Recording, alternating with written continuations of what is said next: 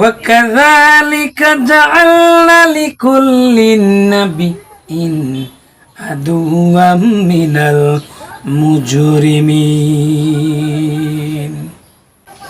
প্রত্যেকটা যুগেই নবীদের শত্রু ছিল পাপিষ্ঠরা, অপরাধীরা। কোন ভালো মানুষ তো শত্রু ছিল না, শত্রু ছিল পাপিষ্ঠরা। আর আল্লাহর হাবিব বলেছেন, ওয়ারাসাতুল আম্বিয়া আল উলামাউ ওয়ারাসাতুল আম্বিয়া, আল্লাহর নবীর ওয়ারিস হলো আলেমরা। সেই আলেমদের শত্রু কিন্তু আজকে সব চাইতে পাপিষ্ঠরা, জেনাকারেরা, সুদখোরেরা, ঘুষখোরেরা, চাঁদাবাজরা আলেমদের শত্রু হয়ে গেছে।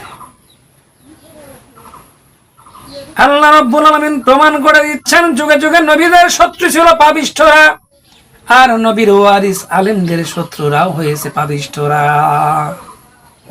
তাহলে এখন বুঝে নেন, আপনি আলেম যদি হয়ে থাকেন, আপনার শত্রু কে? কেন আলেমদের উপরে এত আঘাত আসে? আমার আল্লাহ রাব্বুল আলামিন জানায় দিচ্ছেন, শোনো, ওয়ামা নাকামু মিনহুম ইল্লা আইয়ুমিনু বিল্লাহিল আজিজিল হামিদ।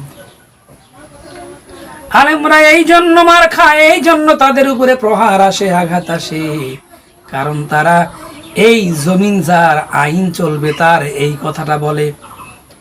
জমিন যার আইন চলবে তার, এই জন্য তারা কাজ করে।